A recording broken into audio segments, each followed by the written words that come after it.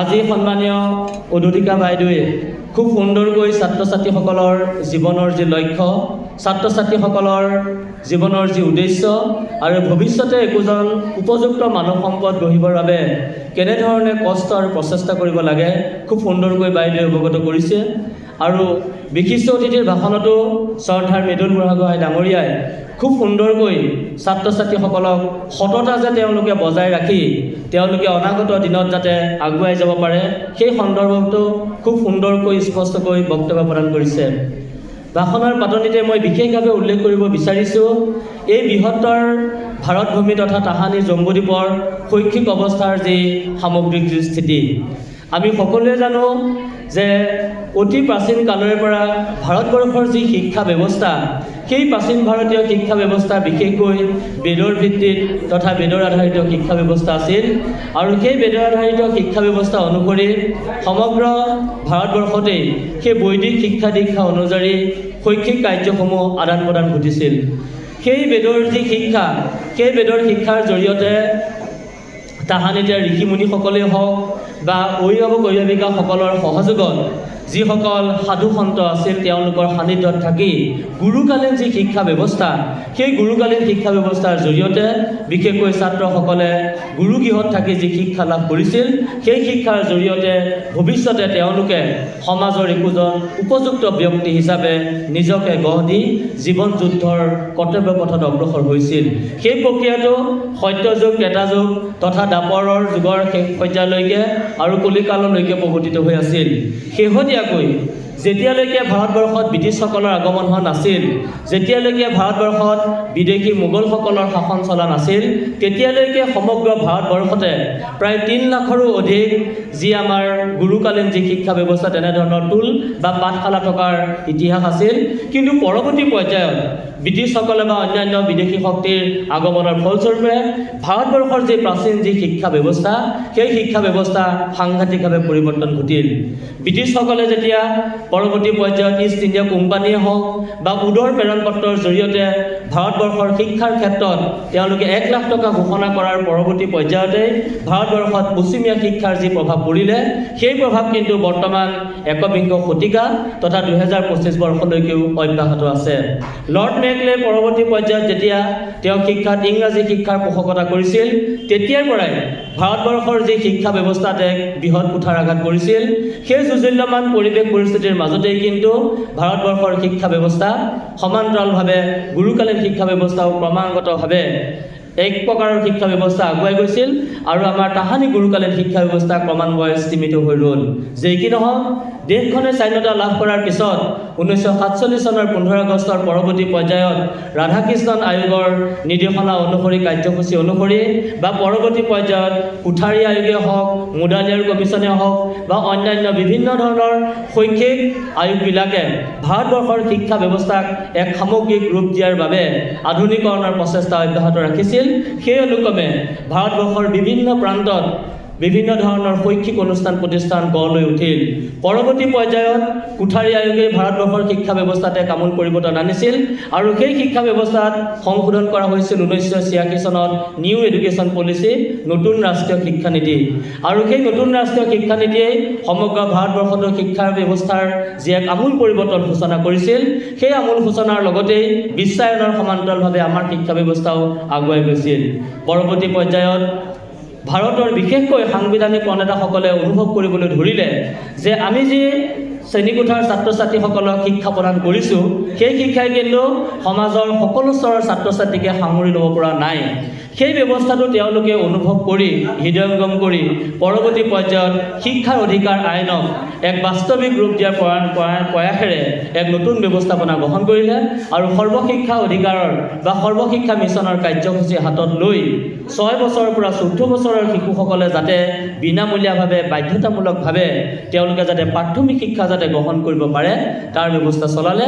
আৰু 2009 বৰ্ষত শিক্ষাৰ অধিকাৰ আইন কাৰ্যকৰী হোৱাৰ পিছত ভাৰতবৰ্ষত শিক্ষা ব্যৱস্থাই এক মৌলিক অধিকাৰ হিচাপে স্বীকৃতি লাভ কৰিছে আৰু শেহতীয়াকৈ এই সমগ্ৰ ব্যৱস্থাটোক এক নতুন ৰূপ দিবৰ কাৰণে শেহতীয়াকৈ নিউ এডুকেশ্যন পলিচি 2020 অৰ্থাৎ বিশ্বায়নৰ নতুন যুগত 2020 বৰ্ষত নতুন যি ৰাষ্ট্ৰীয় শিক্ষানীতি প্ৰচলন কৰিলে সেই নতুন ৰাষ্ট্ৰীয় শিক্ষানীতিৰ পৰিকাঠামো তথা ইনফ্ৰাষ্ট্ৰাকচাৰৰ আধাৰতেই বৰ্তমান সমগ্ৰ ভাৰতবৰ্ষৰ বিভিন্ন প্ৰান্তত এই শিক্ষাৰ যি বুনিয়াদী যি ধাৰা সেই ধাৰাত বৰ্তমানে অব্যাহত ৰাখি আজি সমগ্ৰ ভাৰতবৰ্ষৰ শিক্ষা ব্যৱস্থা এক ইতিবাচক দিশে আগুৱাই যাবলৈ সক্ষম হৈছে। এইখিনি হৈছে থুলমূলকৈ আমাৰ বৰ্তমান ভাৰতীয় শৈক্ষিক ব্যৱস্থাৰ ইতিহাস। কিন্তু আমি যদি প্ৰাচীন ভাৰতীয় শিক্ষাৰ যি ইতিহাস আৰু বৰ্তমান যদি শিক্ষাৰ ইতিহাস যদি বিশ্লেষণ কৰি চাওঁ তেতিয়াহ'লে আপোনালোকে অনুভৱ কৰিলে পাব তাহানিৰ শিক্ষা ব্যৱস্থা বিশেষকৈ 4টা স্তম্ভৰ ওপৰত প্ৰতিষ্ঠিত আছিল। প্ৰথমতে আছিলে ধৰ্ম, তাৰপিছত আছিলে অৰ্থ, তাৰপিছত আছিলে কাম আৰু তাৰপিছতে আছিলে মুখ্য। আধ্যাত্মিক দৰ্শনতো একেই কথা আছে যে শ্ৰৱণ কীৰ্তন কৰি বৈকুণ্ঠক যায়, ধৰ্ম অৰ্থ কাম ও মুখ্য সবে আত পায়। কিন্তু বৰ্তমান একবিংশ শতিকাত সেই যি আমাৰ 4টা ধাৰা আছিলে সেই 4টা ধাৰাৰ কিন্তু কিছু পৰিৱৰ্তন ঘটিলে। একেই আছে কিন্তু অলপ সাল সলনি হ'ল। আগতে যেতিয়া গুৰুকালীন শিক্ষা ব্যৱস্থা আছিল তেতিয়া আপোনালোকে অনুভৱ কৰিলে পাব যে প্ৰথমতে আছিলে ধৰ্মীয় শিক্ষা। ধৰ্ম মানে কি? যে ধৰ্ম মানে কোনোবা নামঘৰ মন্দিৰ মছজিদলৈ গৈ চাকি বন্তি শলিতা জ্বলোৱাতে নহয়। ধৰ্ম মানে ক'ৰবাত বুট মগু শৰাই দিয়া বা ক'ৰবাত গৈ পেলাই ভোজন কৰাটোকে নহয়। ধৰ্ম মানে হৈছে কি? কোনটো সঁচা, কোনটো মিছা, কোনটো ভাল, কোনটো বেয়া, কোনখিনি নীতি, কোনখিনি অনীতি, কোনখিনি সত্য, কোনখিনি অসত্য, কোনখিনি পালনীয় আৰু কোনখিনি বৰ্জনীয়, এই দুটা দিশ বিশেষভাৱে বিশ্লেষণ কৰাটোৱে আছিলে গুৰুসকলৰ প্ৰধান কাম। উঠি অহা যিসকল ছাত্ৰ ছাত্ৰী আছিলে বিশেষকৈ ছাত্ৰসকল, সেই ছাত্ৰ ছাত্ৰীসকলক গুৰুসকলে খুব সুন্দৰকৈ তোমালোকে জীৱনত আগবাঢ়িছা, জীৱনত তোমালোকে নতুনকৈ গঢ় দিব লাগিব, তাৰ কাৰণে তোমালোকে এইখিনি নীতি নিয়ম পালন কৰিবা আৰু এইখিনি অসৎ যিখিনি নীতি আছে বা কুনীতি আছে সেইখিনি তোমালোকে পৰিত্যাগ কৰিবা। আৰু সেই গুৰু লগা বিদ্যা পাখি লগা কাৰ, সেই গুৰুৰ আদেশ শিৰোধাৰ্য কৰি ছাত্ৰ ছাত্ৰীসকলে পৰৱৰ্তী পৰ্যায়ত তেওঁলোকে অৰ্থ উপাৰ্জন কৰিছিল, অৰ্থাৎ জীৱন জীৱিকাৰ তেওঁলোকে সন্ধান কৰিছিল।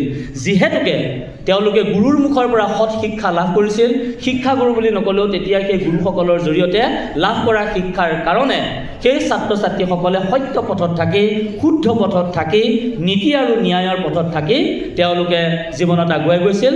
তাৰ পৰৱৰ্তী পৰ্যায়ত কাম মানে সংসাৰৰ বিষয় বাসনা, দাম্পত্য জীৱন খুব সুন্দৰকৈ শান্তিপূৰ্ণভাৱে ইতিবাচকভাৱে পৰিচালিত হৈছিল আৰু জীৱনৰ শেষৰ বয়সত তেওঁলোকে ঈশ্বৰ ভক্তি মুক্তিৰ মাজেৰে তেওঁলোকে আধ্যাত্মিকতাৰ সন্ধান কৰি এখন শান্তিপূৰ্ণ সুশৃংখলিত সমাজ হিচাপে পৰিগণিত হৈছিল। আৰু সেই সমাজৰ পৰিকাঠামো আমি ইতিমধ্যে জানো যে ভাৰতবৰ্ষৰ যি শিক্ষা ব্যৱস্থা সমগ্ৰ বিশ্বৰ ভিতৰতে আটাইতকৈ পুৰণি। বিশ্বৰ শিক্ষা ব্যৱস্থাৰ আটাইতকৈ প্ৰধান কেন্দ্ৰস্থল হৈছে বিদ্যালয়, মহাবিদ্যালয়, বিশ্ববিদ্যালয়সমূহ। আপোনালোকে সকলোৱে জানে প্ৰাচীন ভাৰতৰ সৰ্বশ্ৰেষ্ঠ বিদ্যালয় হিচাপে পৰিচিত বা গোটেই বিশ্বৰ আটাইতকৈ পুৰণি বিদ্যালয় হিচাপে পৰিচিত নলন্দা বিশ্ববিদ্যালয় হওক, তক্ষশিলা বিশ্ববিদ্যালয় হওক, উজ্জয়িনী বা ধ্যানকটক বিশ্ববিদ্যালয় হওক, এই বিশ্ববিদ্যালয়সমূহত অকল শদিয়াৰ পৰা ধুবুৰীলৈ বা কাশ্মীৰৰ পৰা কন্যাকুমাৰীলৈ বা অৰুণাচলৰ পৰা গুজৰাটৰ ছাত্ৰ ছাত্ৰীয়ে কিন্তু অধ্যয়ন কৰা নাছিল। বিশ্বৰ বিভিন্ন প্ৰান্তৰ শ্ৰেষ্ঠ ছাত্ৰ ছাত্ৰীসকলে, বিশ্বৰ বিভিন্ন প্ৰান্তৰ শ্ৰেষ্ঠ যিসকল মানে মেধা ব্যক্তি সম্পন্ন লোক আছিল তেওঁলোকে এই ভাৰততে সেই জ্ঞান বিদ্যা লাভ কৰি পৰৱৰ্তী পৰ্যায়ত নিজেই এজন পণ্ডিত হিচাপে মানৱ সমাজত তথা বিশ্ব সভ্যতাত নিজৰ স্থান লাভ কৰিবলৈ সক্ষম হৈছিল। পৰৱৰ্তী পৰ্যায়ত কিন্তু যেতিয়া ভাৰতবৰ্ষত ইংৰাজী শিক্ষা তথা আধুনিক শিক্ষাৰ প্ৰচলন ঘটিল তেতিয়া এই শিক্ষাৰ ধাৰণাটো কিন্তু কিছু পৰিমাণে পৰিৱৰ্তিত হ'ল। বৰ্তমান শিক্ষা ব্যৱস্থাৰ লক্ষ্য উদ্দেশ্য হৈছে নম্বৰ কেন্দ্ৰিক। বৰ্তমান শিক্ষা ব্যৱস্থাৰ লক্ষ্য উদ্দেশ্য হৈছে যে ছাত্ৰ ছাত্ৰীসকলক তেওঁলোকৰ পুথিগত বিদ্যাৰ জৰিয়তে তেওঁলোকে যিখিনি পাব সেই বিদ্যাৰ জৰিয়তে তেওঁলোকে চাকৰি ব্যৱসায় বাণিজ্যত লিপ্ত হয়। আগতে বিদ্যাৰ লক্ষ্য উদ্দেশ্য আছিলে এজন ছাত্ৰক সৎ ছাত্ৰ হিচাপে বা উপযুক্ত মানৱ সম্পদ হিচাপে গঢ় দিয়া। কিন্তু বৰ্তমান ছাত্ৰ ছাত্ৰীসকলক মানে প্ৰধান শিক্ষা উদ্দেশ্য হিচাপে এজন চোকা ছাত্ৰ হিচাপে, এজন মেধা ছাত্ৰ হিচাপে গঢ় দিয়া। কিন্তু আমি চাব লাগিব এজন চোকা ছাত্ৰ আৰু এজন ভাল ছাত্ৰ। সমাজত কিন্তু চোকা ছাত্ৰৰ প্ৰয়োজন নাই, সমাজত কিন্তু প্ৰয়োজন আছে এজন ভাল ছাত্ৰই। আপোনালোকে অকণমান অনুভৱ কৰিলে পাব যে ভাৰতবৰ্ষত আজি যিমানবিলাক দুৰ্নীতি কৰিছে সেই দুৰ্নীতি কৰাসকলৰ ভিতৰত কিন্তু আটাইতকৈ শিক্ষিত লোকসকলে দুৰ্নীতি কৰে। মন্ত্ৰীয়ে হওক, বিধায়কে হওক বা যিসকল অফিচাৰ হওক, সেইসকলে দুৰ্নীতি কৰে। যদি তেওঁলোকে যদি চোকা, তেওঁলোক যদি মেধা, তেওঁলোকে যদি ইমানেই যদি তেওঁলোকে শিক্ষিত জ্ঞানী হ'লহেঁতেন, কিন্তু সমাজত সামান্য কেইটামান অৰ্থৰ বিনিময়ত তেওঁলোকে কিয়নো বহু পৰিমাণে দুৰ্নীতিত লিপ্ত হয়, সেই কথাটো কিন্তু এটা প্ৰধান গুৰুত্বপূৰ্ণ বিষয়। আৰু তাৰ কাৰণে জগৰীয়া কোন জানেনে? তাৰ কাৰণে জগৰীয়া কিন্তু আপুনি মই আমি শিক্ষকসকল, তাৰ কাৰণে জগৰীয়া কিন্তু আমাৰ সমাজখন। কিয় জানেনে? আমি ছাত্ৰ ছাত্ৰীসকলক কোনটো সত্য, কোনটো পাপ আৰু পুণ্য, কোনটো ভাল আৰু বেয়া আমি সেইটো বিচাৰ বিশ্লেষণ নকৰোঁ। নিশ্চিতভাৱে আমাৰ শিক্ষা ব্যৱস্থাই আমাক কি কৰে যে ছাত্ৰ ছাত্ৰীসকলক নম্বৰ কেন্দ্ৰিক শিক্ষাৰ কাৰণে কি কৰে? অনুপ্ৰাণিত কৰে। আৰু এই নম্বৰ কেন্দ্ৰিক শিক্ষাৰ কাৰণেই আমাৰ ছাত্ৰ ছাত্ৰীসকল